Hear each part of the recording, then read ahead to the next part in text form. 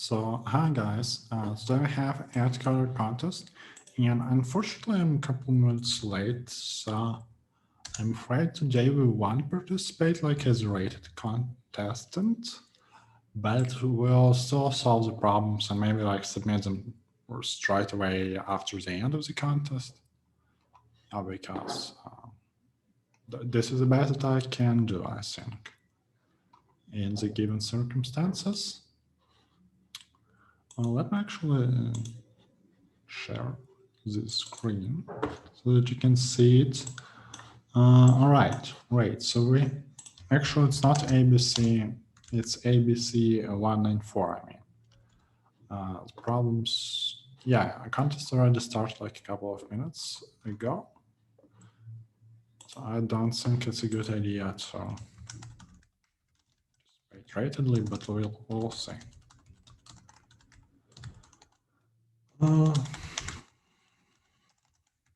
Yeah, a bit unorganized today, partially because like the entire last week was quite,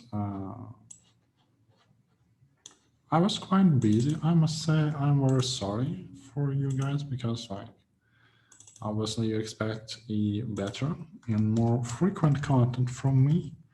That's all I can do for now. I hope it still helps if we are able like to solve the problems. Even participating on Reddit. I mean, you will still get to know the solutions. So, yeah, this is what people come for in all these screencast videos. To see the solutions, maybe check what was wrong with their solution, something like that. So let me open the tasks and also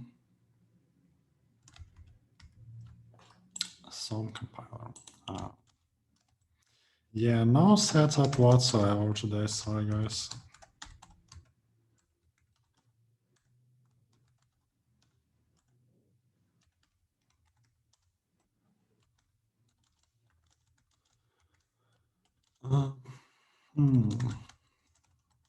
That's we need all these flags.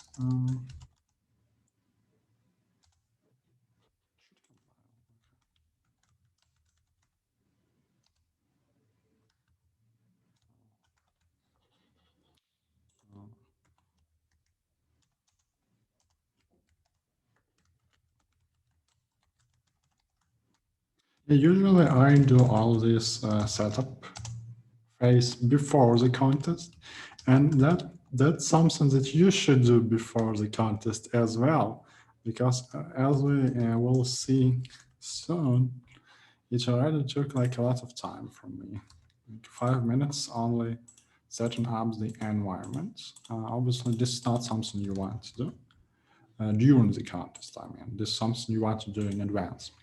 So, anyways, problem A, ice cream. Well, ice cream. Anyways, in Japan, there are 4 major categories of ice cream type products. An ice cream type product with at least 15% milk solids and at least 8% milk fats is called ice cream. Okay, so we have several types that are based on 2 conditions, 2 variables, right? So I'm assuming that we'll have to write just a bunch of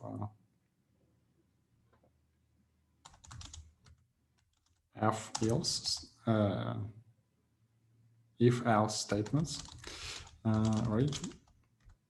So there should not be anything complicated. We'll just have to be careful. Okay, so if it's ice cream, and the good thing about this constraints is that they are listed in order. So if something meets these conditions, you don't have to like write one more if to check that if this matches these conditions, if you check them in the order they are provided, right? So first thing we check if A is at least 15 and B is at least 8. And we're going to output 1, right? If this is not true, however, I want to check if it's true that A is at least 10 and B is at least 3. I want to print 2, I believe. Right? Yeah, ice milk. Else,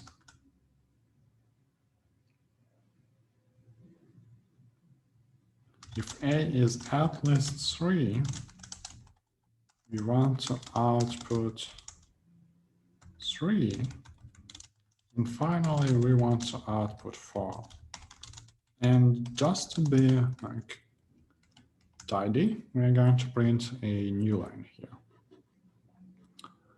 So I have a bunch of inputs. Or I really should have some sort of automated testing environment.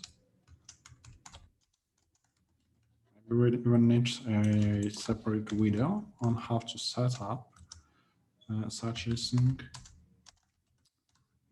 because it would be of much use for both me and you. Answer 2 is not correct for some reason.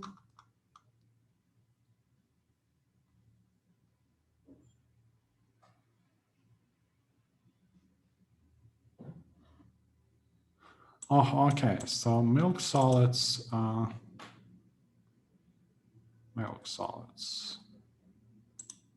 Right. So you have to read this carefully, because A is percent of milk solids non-fat, and B is percent of fat. So, but in your condition, in their conditions, you have actually like milk solids of both types, right? One way to do is you just want to add A and B, put them in some variables C that represent like all milk solids, and then you're good to go. Now we get in 1, 3, and 4. And this is exactly what we should get, right? 1, 3, and 4. So just to read the statement carefully, and basically it solves like half of your problems, I guess. Right, because that's just a common mistake to miss something in the statement. Right, we'll test it later, obviously, because I don't want to get a negative rating change just because we were a bit late to the contest. Oh no, this, okay. I actually should do it like this. So problem B, come on, I'm serious. My laptop doesn't want to cooperate. I guess I can force it to. Just quickly adjust it. No, that's not great. Not doing great. Well, at least we can think about the problem in this time, I guess. The statement should be readable, right? Okay.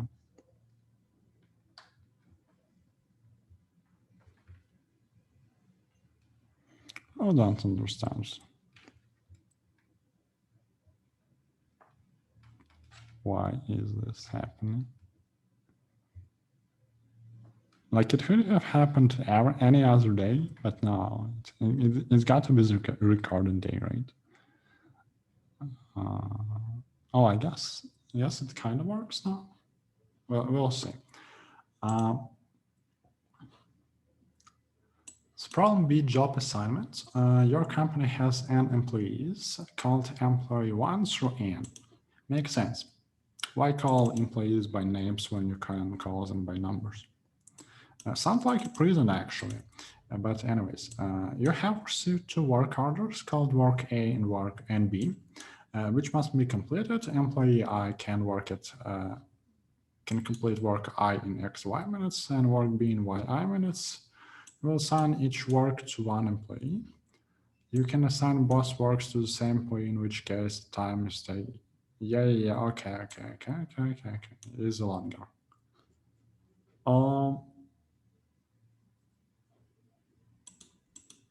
I don't have to sync, I guess. Like, because of the problem constraints, I can just write in a n squared solution.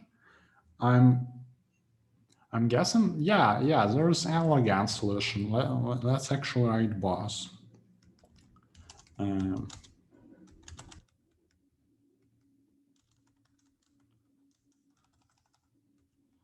Like naive solution proceeds as follows. Now, actually, like here we have input, right? So input does not belong to any solution. We'll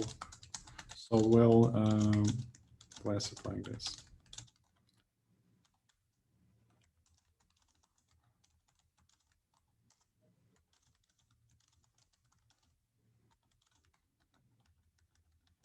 Right. What do we want now? We can just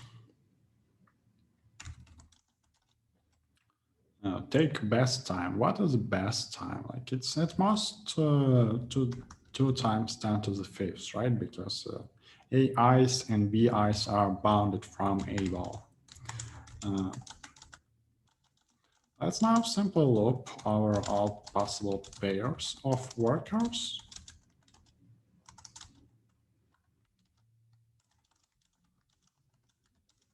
I mean, like they explicitly elaborated what we should do in which case. So if I is equal to j, best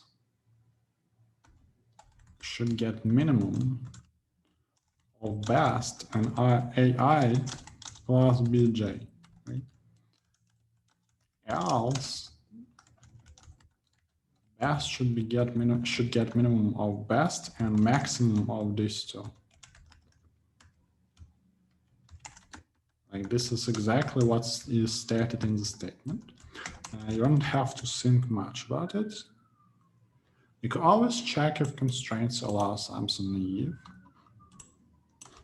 You can save a lot of time if you do something naively instead of forcing optimal constraints, something like that.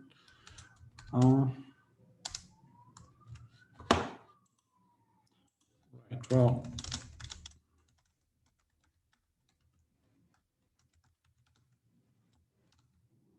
where is it actually? Okay. I want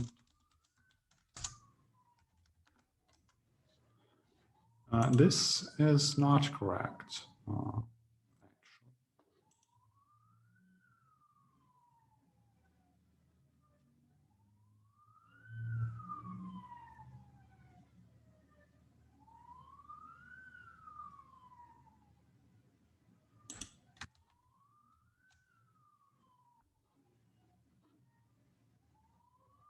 All right, because the input is actually provided in the smart order. And like, I mean, it's smart because it groups people together. Like all stats belonging to the ice person are in the same place. It's just very useful if a person is like a structure and you overloaded input for it.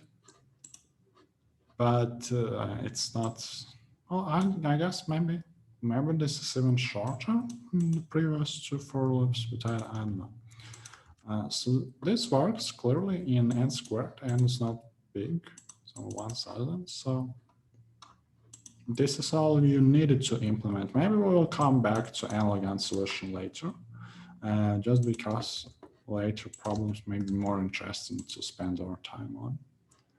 Problem C squared error, we're given a number sequence A of length n. This time we cannot do something naively. And we want to find the sum of square difference of every pair of elements.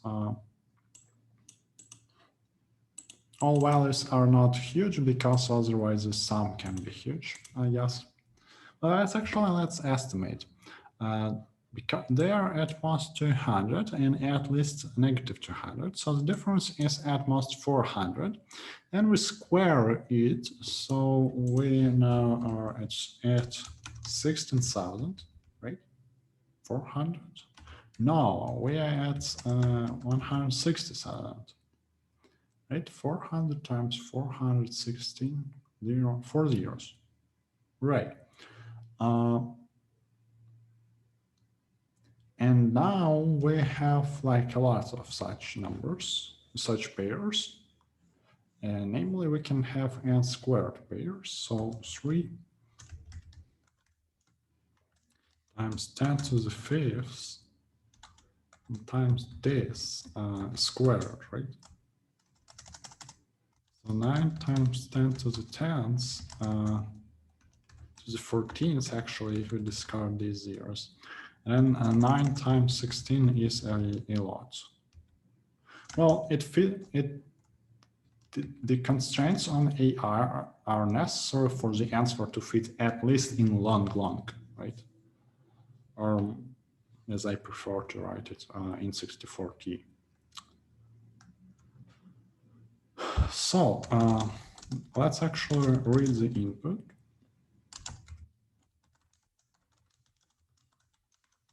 It should be something real simple, just like sort, and then there's an easy way to compute it, I guess.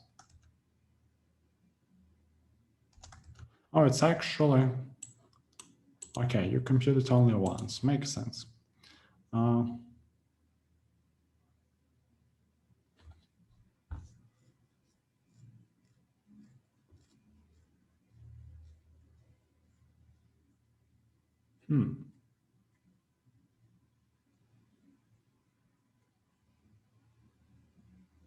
No, I guess, yeah, it should be something like really simple.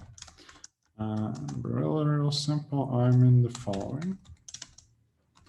So we will have our C, which will store the sum of numbers, the sum of square differences. We'll also store something called D. An idea here is that D,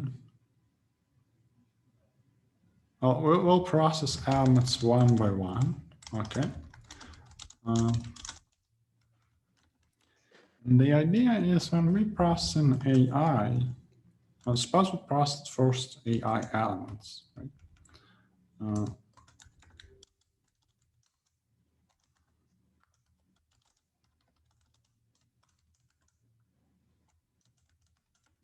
We'll have something like this.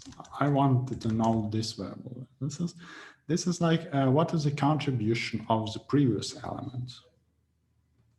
Why? Because the next thing that I will want to compute, well, let's not call it D just now, right? Next thing that I want to compute is when this gets I plus 1. This will get I plus 1 here, and we'll also add AI plus 1 squared. Well, minus actually, right?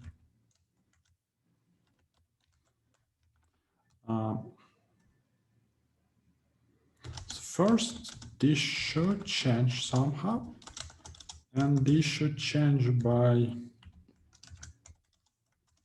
unfortunately, we'll need to have an explicit index for this purpose.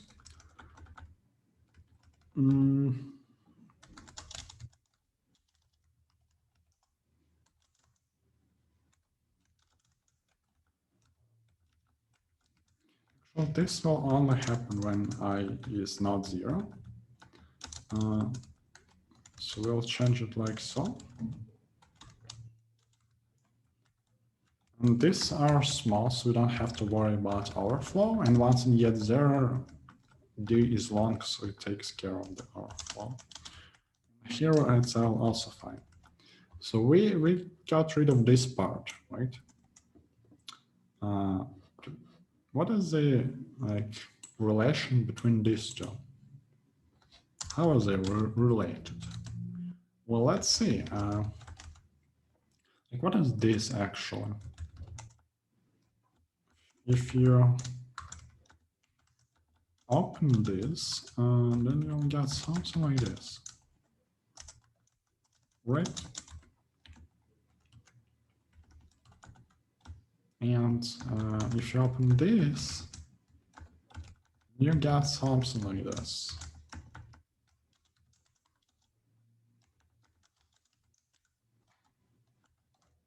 Right? And I believe it, yeah, okay, right. You get exactly this thing. Now,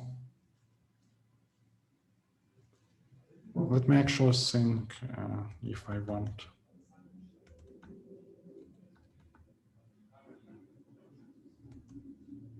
this to get bigger by this or this. Like if we open all the parentheses, maybe we don't actually need this. Like, okay, let's take a look at this. So if we open all of these parentheses, then we'll have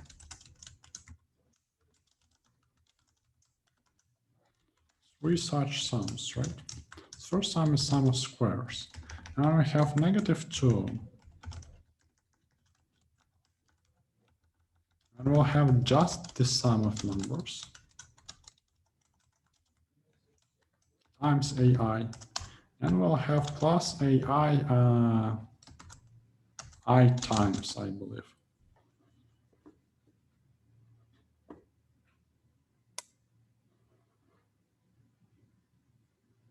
So all we want to know is we want to know this. We want to know the sum of squares. Right. Sum of square difference. Okay, so okay. This is going to be this. Sum of squares. Sum, right? This is all we need. So what happens is the following.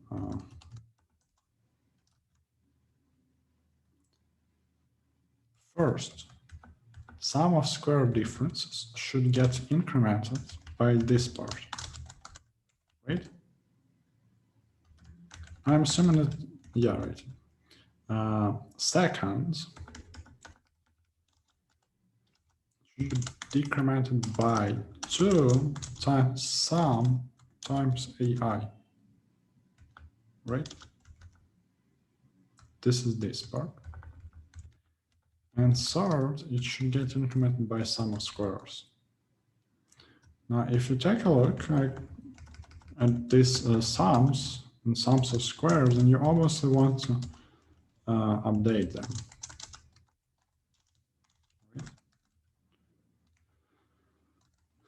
So something like this should work.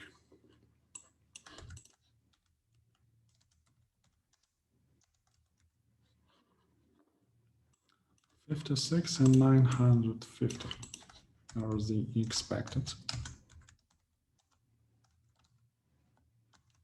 inputs, outputs.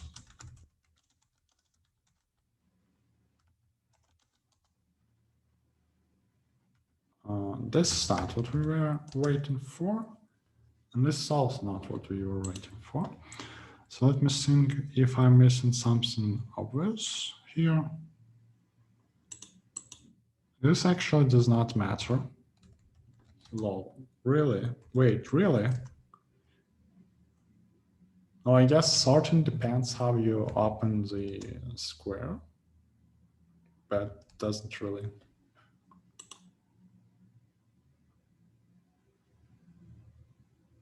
Doesn't really change it. Well, yes, of course. Well, I have to recompile, right? 56,950, just like so. So I times AI squared, -2 times sum times AI, and then plus sum of squares. And then don't forget to update these values.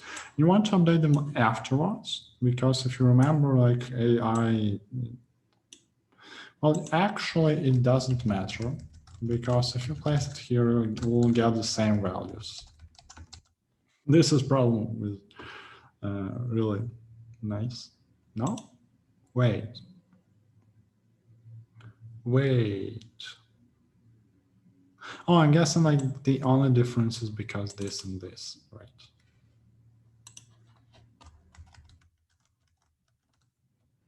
Yeah, I had the idea like if you add AI to S and sus, and like the difference will be that you will add AI minus AI squared, so it should not change.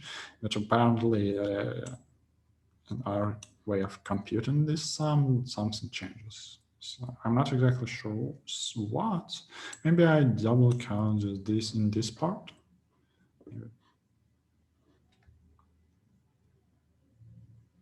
Right, I undercount, I guess. Yeah, something like,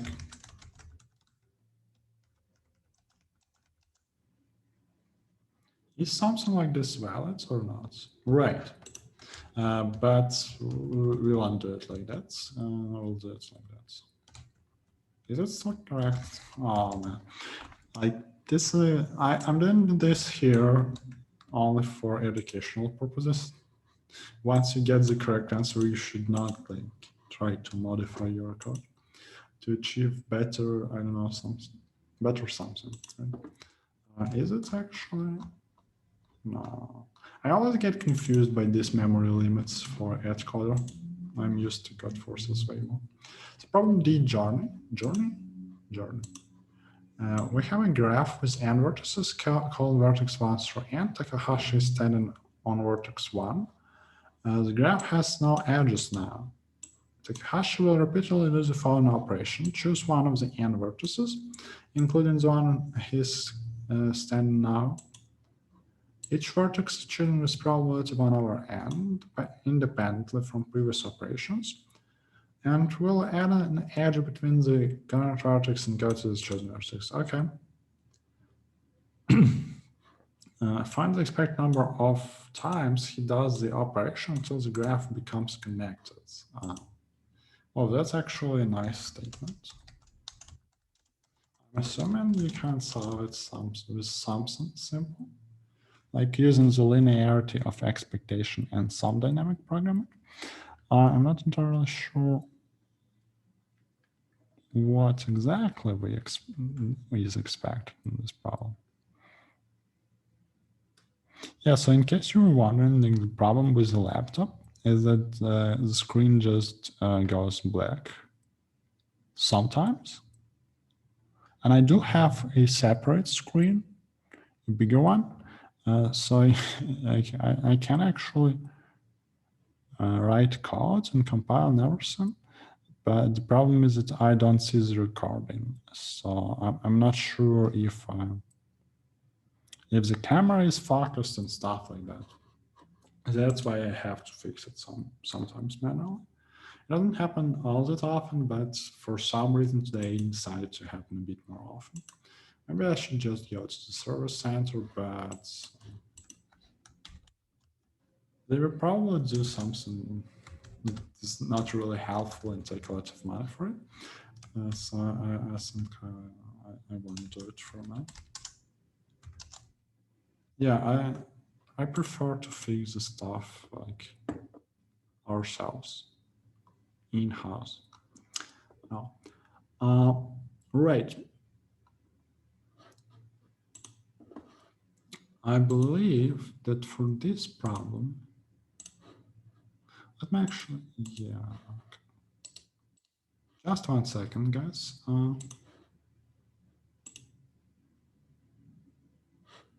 Oh.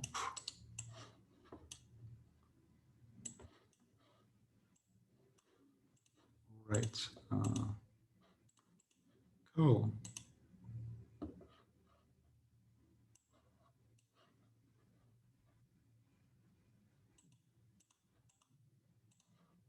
Oh, and we do have code forces today. Okay. Right. Let's do some drawings and see what is the probability. So we do have some vertices. Like for two vertices, the thing is that we can go here and we can go here. Once we go here, it becomes connected. All right. Both of them have probability of 1/2 of happening, so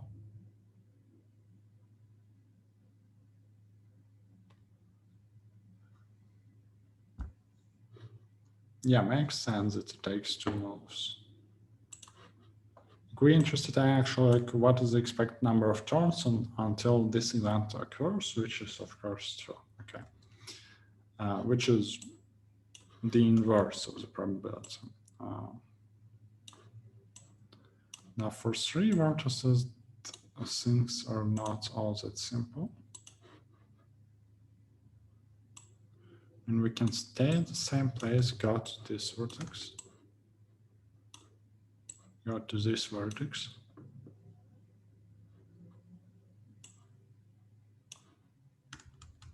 Yeah, you know what? I'm gonna denote the edges without like orientation, because we do not create like an oriented graph. We create a non-directed graph. Yeah, directed. Oh my, did I say oriented? Never mind.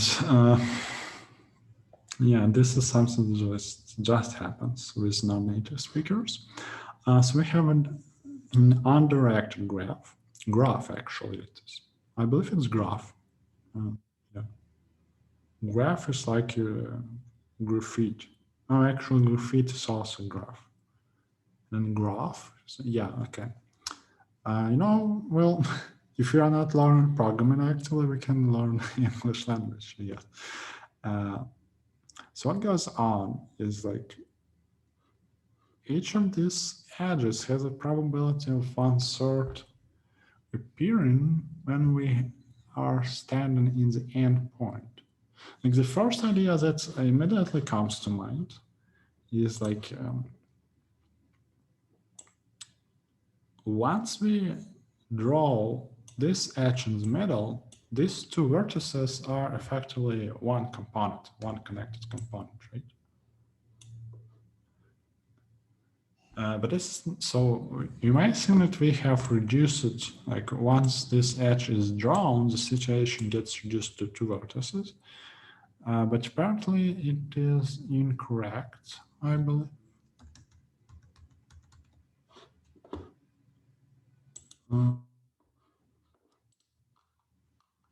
Let me just quickly check.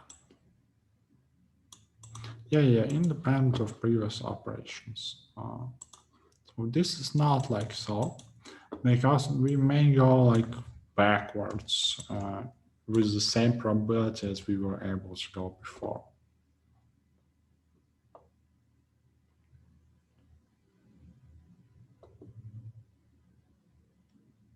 Wait, actually,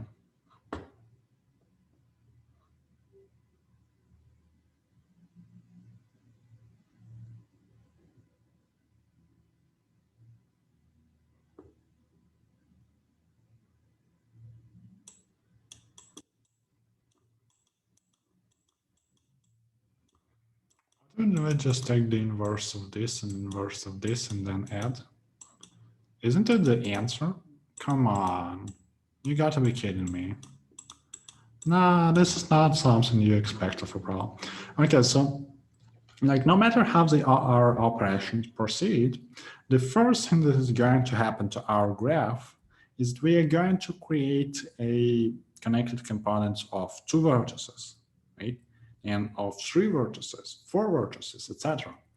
And if you think about this thing, I said that if the probability is not 1/2 and something like p and 1p, an expected number of moves before the event of probability p, event of probability p before it occurs, on average you get 1/p moves. So now you think like, well, okay then. On average, like at the beginning, the probability of adding one new vertex is n minus 1 over n. So you think, well, on average, I'm gonna wait like slightly more than one term because like, imagine having 100 vertices. Like you're going to stay in the same vertex only with probability 1 over 100, like 1%, right? So with 99% probability, you're gonna get to the new vertex. You're gonna increase your connected component. And obviously, it is very likely that this will happen on the first move. And even if it does not happen on the first move, then it's very likely that it's going to happen on the second move. So the expected number of turns before this happens is really small. Now, once you have this, you get into this situation, but the probability stays the same. So you now have probability of 1/3 of reaching this. Which is n minus 2 over n in generic case. And then expected number of turns is again n over n minus 2. And like this is, you may ask yourself, why, like we counted moves before we increase from 1 to 2 and then from 2 to 3. And why the number of turns from 1 to 3 is the sum of these values and not some other combination. And the reason because this happens, like the most obvious reason why this happens, is of course that the probabilities are independent, right? So once you got 2 vertices, the probability of getting to 3 vertices, the probability of getting from 2 vertices to 3 vertices in your connected component does not depend on the number of moves that you spend getting to 2 connected vertices.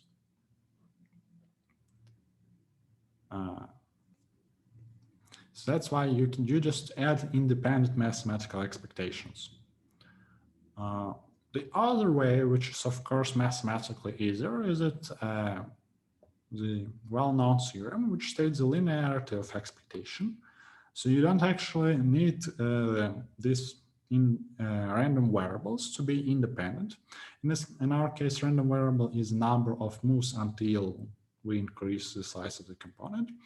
So they don't have to be independent in order to sum of in order for the mathematical expectation of their sum to be equal to the sum of their mathematical expectation. It's just the property of mathematical expectation that holds for any random variables, not necessarily independent.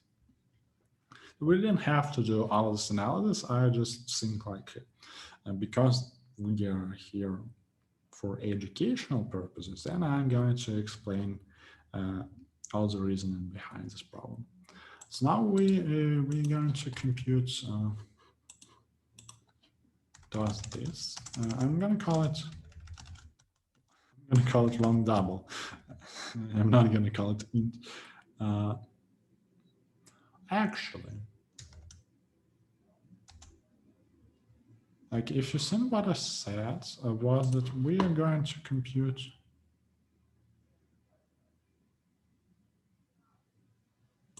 right, we are going to compute n over n minus 1 plus n over n minus 2, etc. Plus the last one, I believe, is n over 1. Yeah, is it? Yeah, only one chance in n you got to go to the last vertex, so it's going to take you a long time.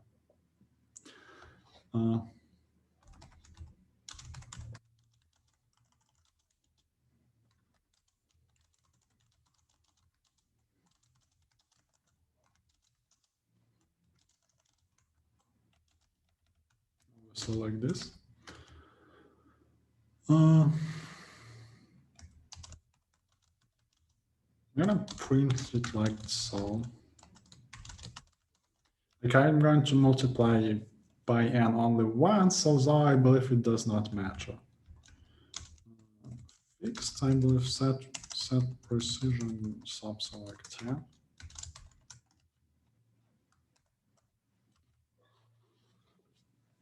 Oh man. Yeah, we really need to fix my laptop because it's just unbearable.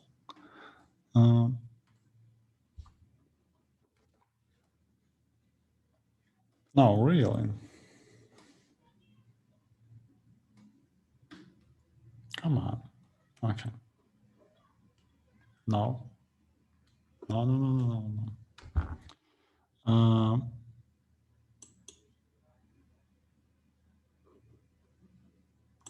Okay.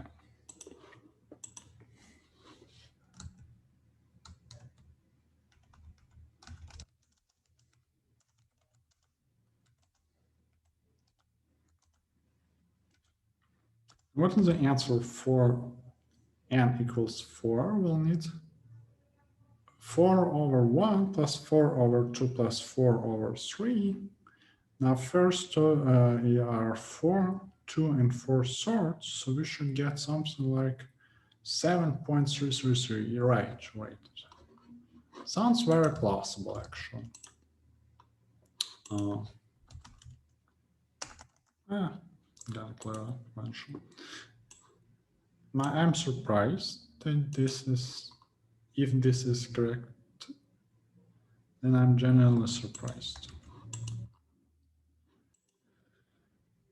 No, guys, you know what? I'm gonna pause the recording because it is just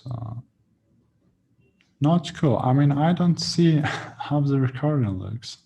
How I can be sure that everything's fine? Wait. I can't be, I just can't be. So I'm gonna pause it here and come back when I fix the laptop, which hopefully will be relatively soon. I must say, this is painful, but we'll keep going. Problem E, Mex Min. Let us define max as the smallest. Yeah, we know all what the max is. Although we don't know much about it besides that. We're going to enter a sequence of lengths n for each integer I. We compute max of some window. Okay. We compute max of all windows and want to find the minimum max. Wow. So obviously the naive project does not work, and oh my. We're actually aiming for the linear algorithm here. Okay, whatever. Or maybe we don't.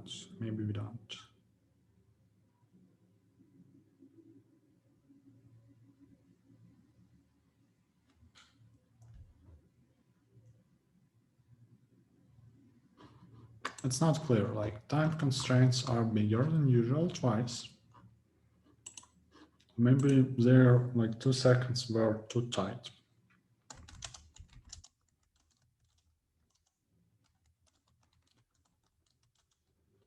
Oh, actually, first line also contains the window size.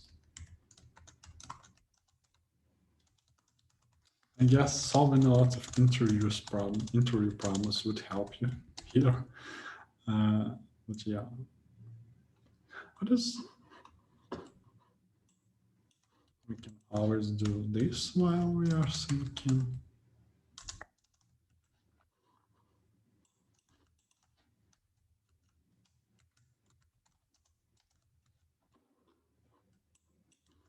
Oh, we don't have a lot of samples for this problem. A lot of samples. I'm just curious. Sometimes in AtCoder beginner contests, if you look at the table, which I suppose you know, right? Oh, actually, it was not often like lately, but sometimes, I believe some time ago, E could be harder than F.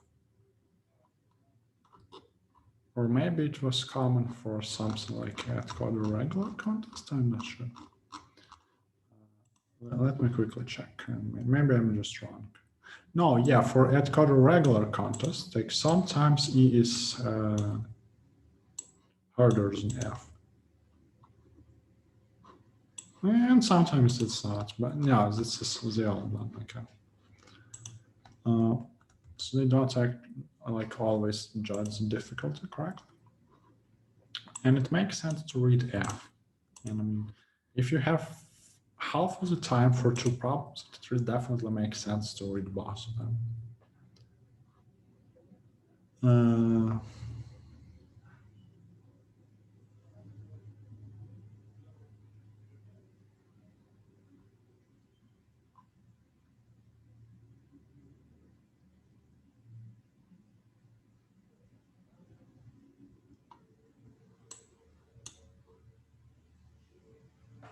This is not something that I wanted to solve now.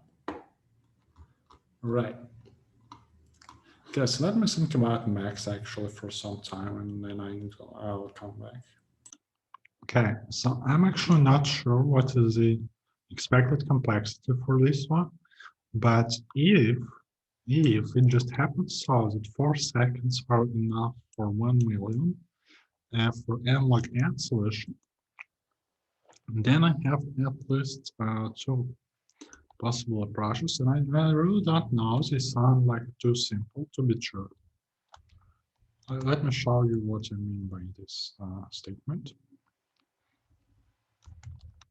We're going to have a frequency array. Let's actually say that it has m plus 1 elements.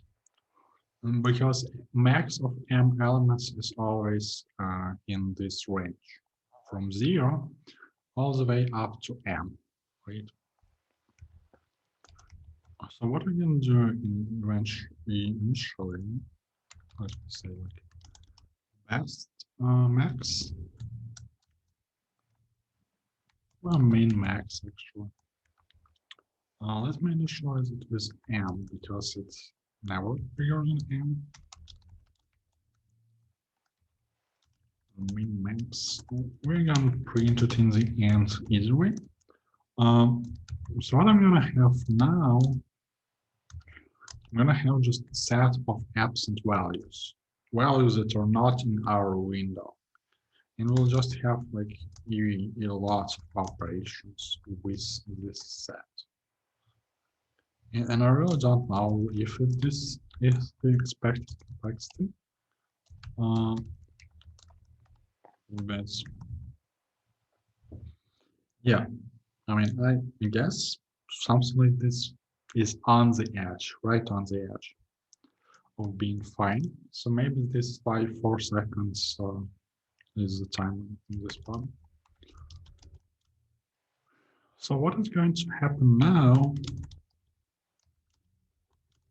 We're going to process the elements in the following fashion. So first of all, of course, actually, first of all, if AI is at most m, we are going to increment this part, right? Otherwise, it does not make sense to increment because there is no such index. Before we do it, if there is no such value, it means that we have to erase it from S. Right? And if I is at least m, we want to erase I minus m's element. Something like this. And if now it becomes empty in the frequency array, and we want to insert it back into the set of absent keys. So once we did this, we got the correct range. Actually,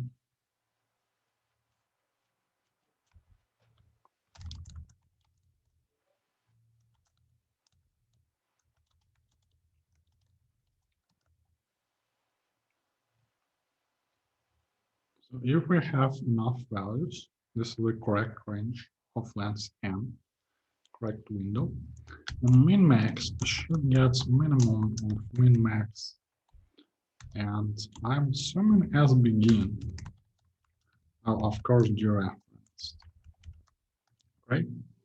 Because S is the set of absent values. And max is the smallest absent value. So like I'm a bit concerned because we make three set operations. So a total of 4.5 million set operations. And this is like a lot. And the log of this set is also huge. So if you, well, actually, it says that it's like 30 million operations, primitive operations. Okay. I do think that set just has a bad, no, I mean, not the greatest constant in the world, not one, not two, more something like 10.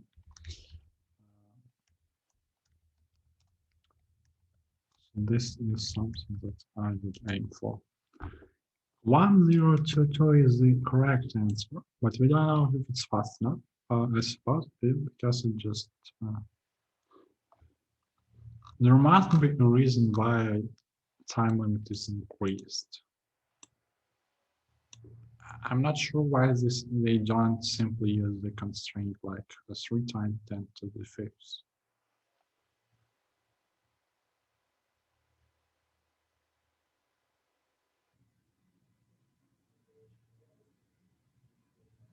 Yeah, I really don't know. It will be interesting to test the solution straight after the contest. Because it is just too simple. It sounds a bit too simple to be true, but maybe it is true because like it's problem E and not F, right? I found out that a lot of people solved E like blazingly fast in 11 minutes and they got stuck on F. So maybe there's like a clear reason to why this happens.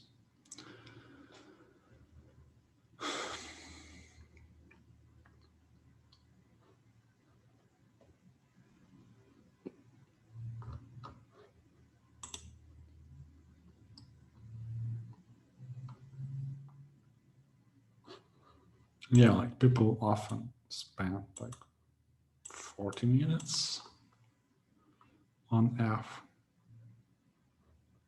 I mean, this F is not a nice problem. Let me show you why.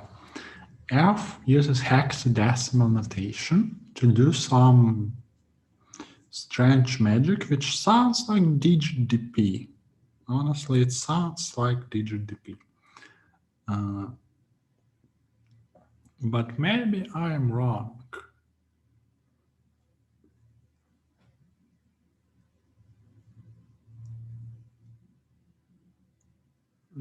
I think I should be wrong.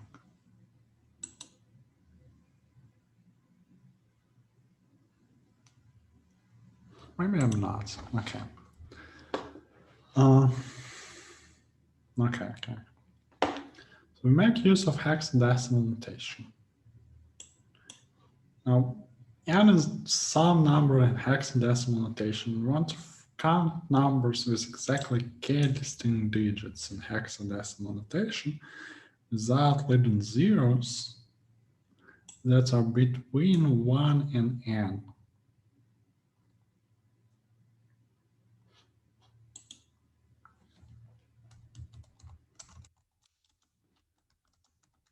This is not something you want to see in a contest, honestly. Yeah, excuse me.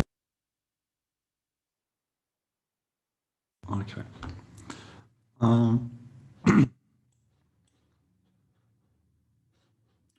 Okay, right, it's here. It's here.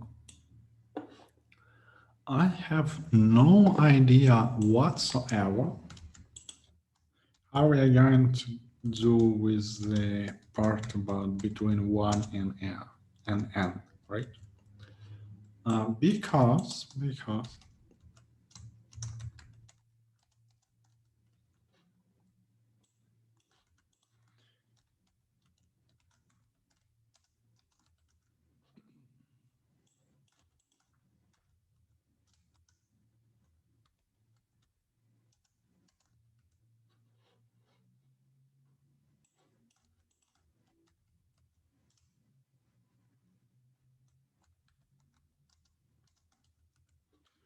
It's more or less clear how we can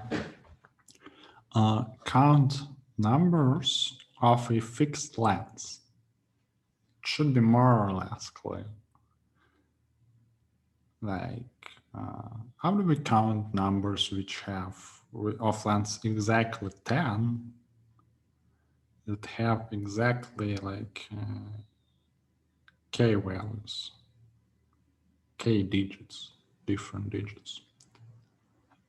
Well, you gotta do some combinatorics, right? For you will end up with something like k to the power of n minus k minus 1 to the power of n and stuff like that.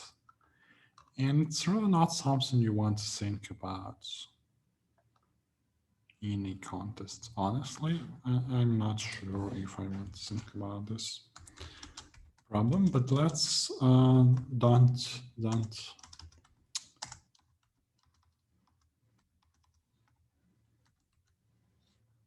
don't accept our defeat just yet. So all these values are obviously easy to compute for n up to, for n having like, for if you had like a fixed number of digits up to 10, up to 2 times 200,000, right? It's not all that complicated to compute k to the power of n, k minus 1 to the power of n, stuff like that.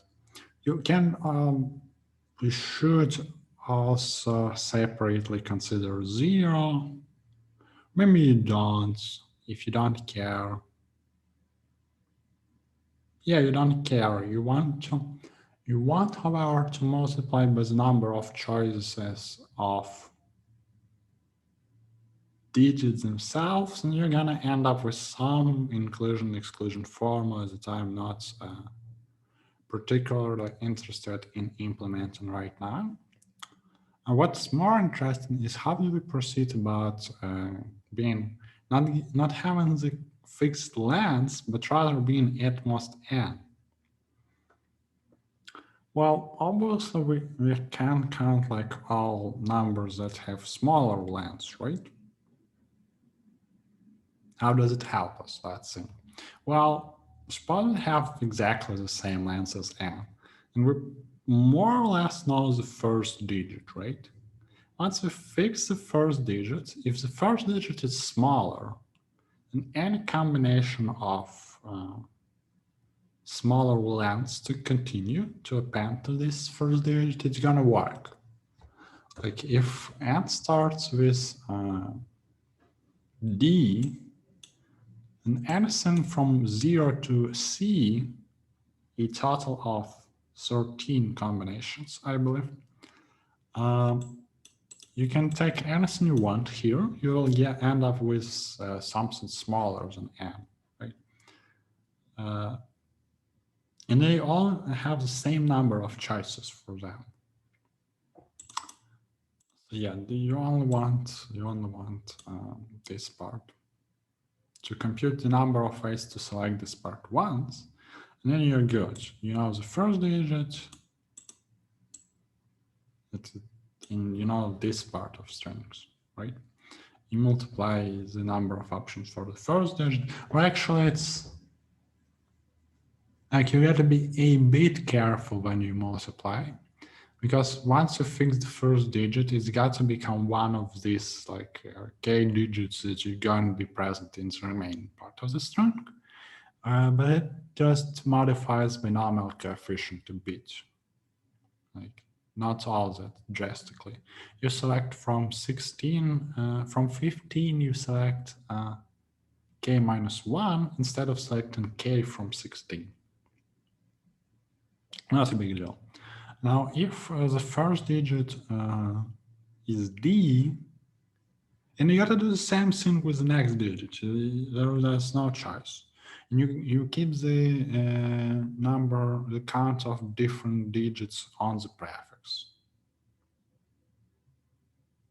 right? So like, if you know that first digits have to be D DEA, right? And you know, now you're selecting K minus 3 from 16. And if K minus 3 is negative, then you don't have any options, etc., etc. So all you really want to do is compute the number of strings for each length and K that are of at most this length. So maybe they have leading zeros. Maybe we don't care all that much, right? Because we're gonna prevent leading zero from happening here, right? Or maybe we just don't care, because the numbers with leading zeros are actually just like the difference that we don't count zero, leading zero as a digit when we select. So maybe we'll get to subtract something, but it's like details. Of given lengths, let's say of fixed lengths, that have exactly k different digits for all lengths. So you start from 1, 2, 3, all the way up to the end. And then you start the other way around. You select prefix, you fix the prefix, and you think like, how many ways do I have to continue it? You can even loop over all possibilities of the current digit. Like this is prefix, it that, right? That. It matches. Then the next digit you select, you loop over 16 possibilities. Then this part you choose from your previous computations. On this length, you want that number of different digits, right, which are amended by these 4 digits that you have on the prefix. So there's not much intellect in this problem. I am kind of disappointed. I don't really want to implement it, so I'm guessing this is going to be for you guys to think about. Yeah, because I just don't want to implement. I guess I will just submit the solutions after the contest finishes and let you know how it went, if everything was correct, if there were any mistakes. But for the solutions part, I think this is it. Like, hopefully I explained all the ideas. I really don't want to dive into this digit DP, not now. Okay, not today. I've been working hard all week, so today I want to relax and solve interesting problems and not something like that. So thanks to AtCoder for providing us with 5 nice problems and 1 not so nice but still interesting problem. And I think I'm gonna see you later today with a cut versus round, just like this. So, I think that's it.